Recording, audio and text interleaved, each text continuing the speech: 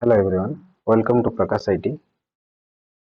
In the previous tutorial, we have studied about Spring Framework, IOC container, and Bean Factory container, as well as application context container.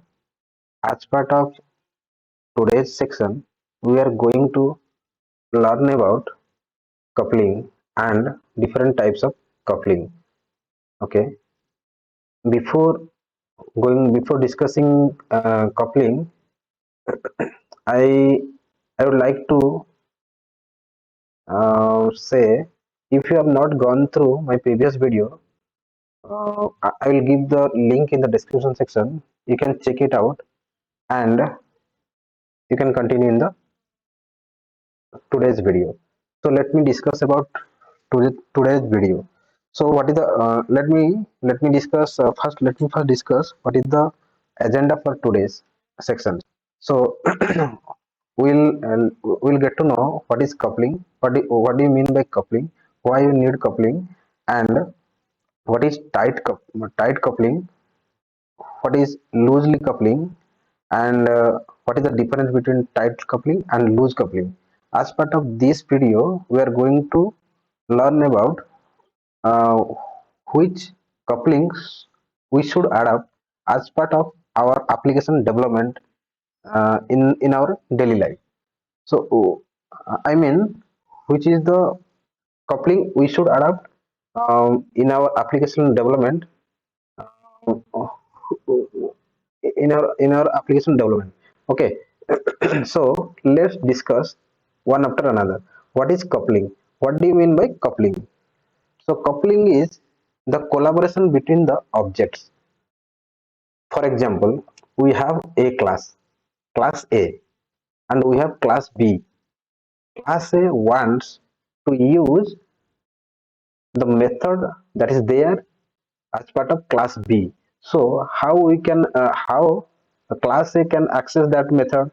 So in order to access the method of class B, A has to create the object of B, then only A class can call the method of B class.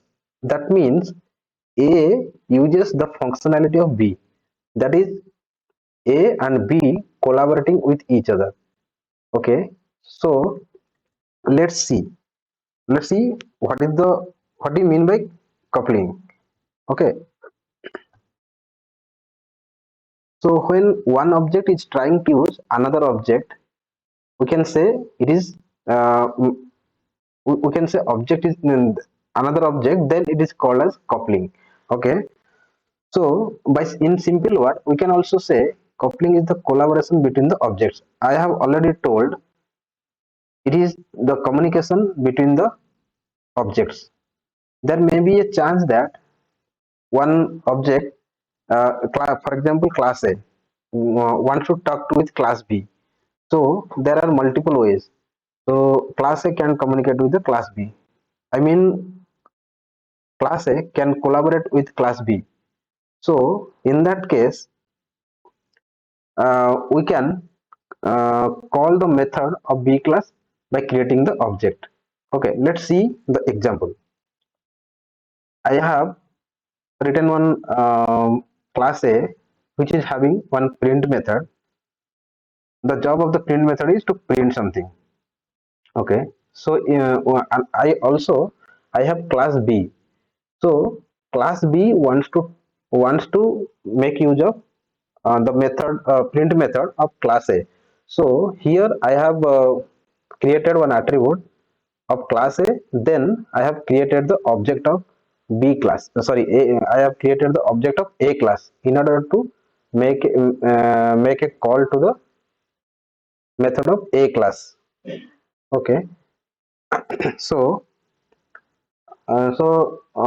in this example, what we are doing, we are B class is making the call to A class method by creating the object of A class.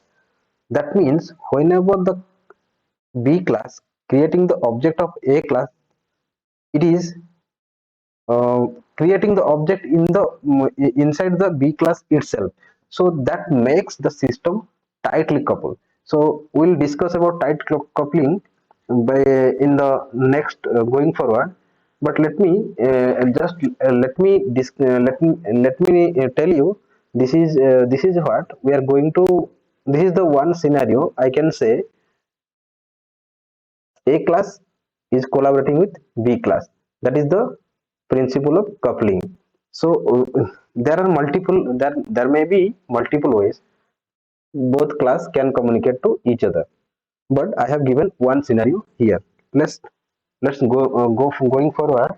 Let's go forward and see what is tight coupling. Tight coupling means Tight coupling means when one object is trying to use the functionality of another object. That means, as I said, class A is having one method and class B having another method, and class A, for example, class A wants to use the method of class B. Then class A needs to create the object inside the class um, B. If class B is using the features of class A, then class B needs to create the object of class A inside the class B. Then class B can call the method to get the functionality. Okay, so I can say in this case objects are dependent on each other. Let's see the example. Okay, let's say we have B class which is having one display method. The purpose of display method to print a dummy message. Just I have printed a dummy message here. So let's say we have another class A which wants to communicate with B class in order to call the method of the B class. So here A class, here A class, what it does, like A class created the object of B class. Okay, a class created the object of B class, and on top of that A class is calling the B class method on the reference. So whenever the A class creates the object of B class, then at that point of time B is tightly coupled to A. That means that means so since A class is creating the object inside the class itself, so we can say A class is sorry B is tightly coupled to A. Okay, so let me one example. I have shown you.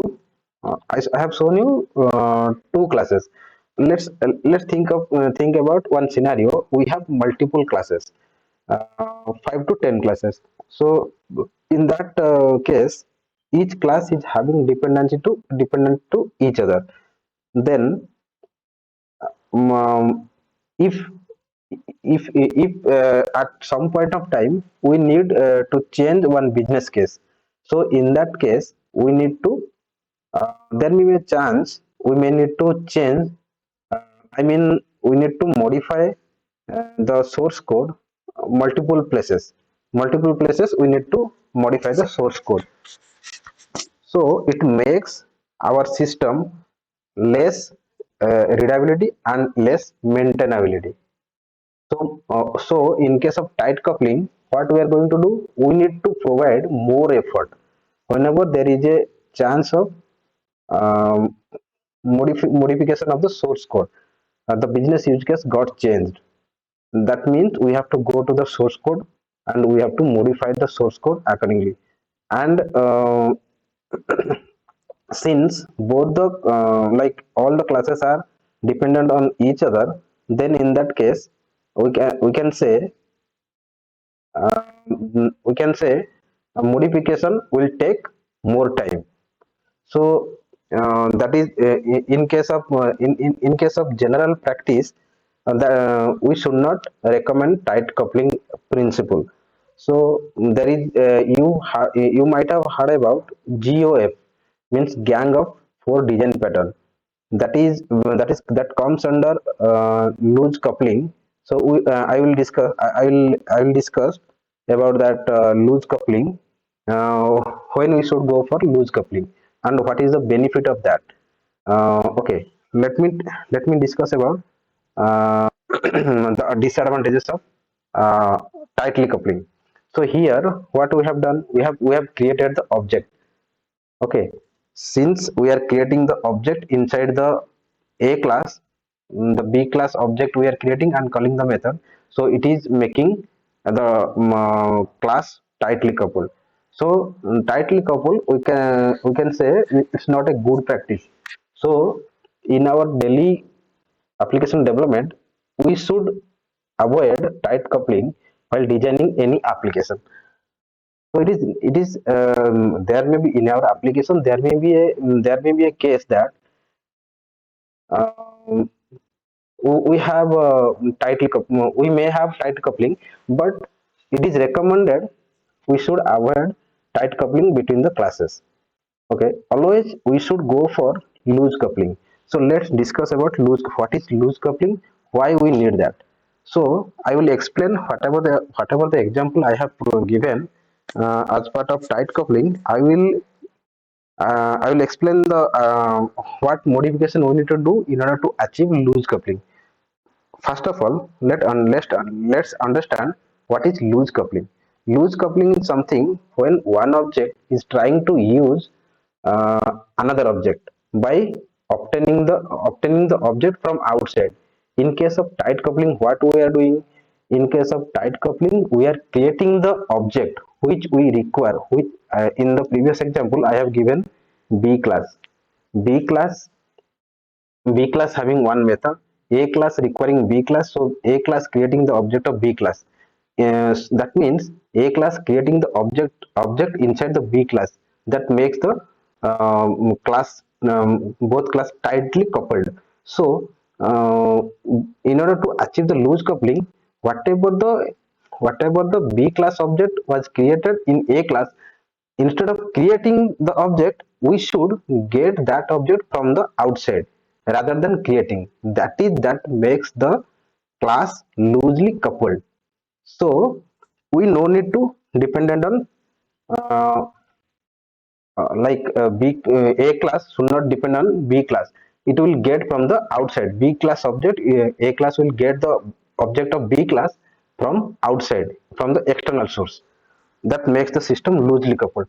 So maintenance will be easy, right?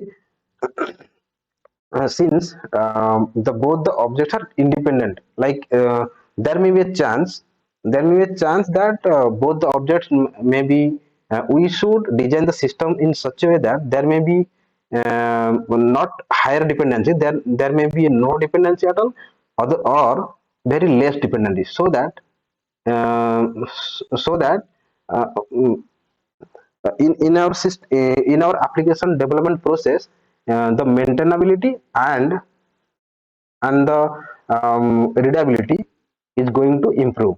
Okay, so let me take that same example, what I have discussed as part of tightly coupling, how we can achieve by loose coupling. So let's take me that same display method. Instead of B class having the display method, what I have done here is I have written one interface named so, and I have kept display method inside that, and I will write B class which will implement from this show interface and will implement the um, display method. Okay, as you can see, class B implements interface and implement the display method. Let me uh, uh, let me take the class A.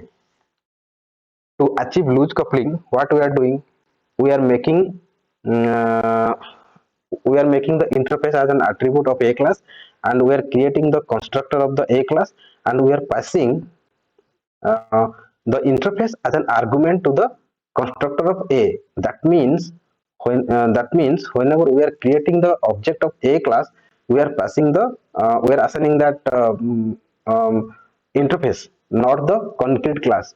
Here we are providing the interface. That means we are making our system loosely coupled. Okay, so we have only B class that implements so interface.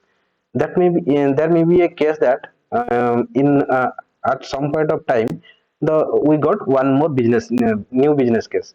So in that case, instead of modifying the source code, we can write one more implementation from the display method. It is displaying B. Right now it is displaying B. So we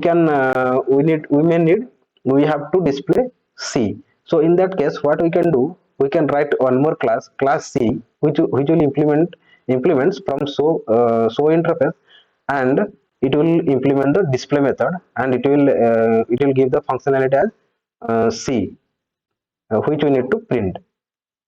So what we are doing here is like in class A, in class A, in class A, what we are doing, we are passing the interface to make the system loosely coupled.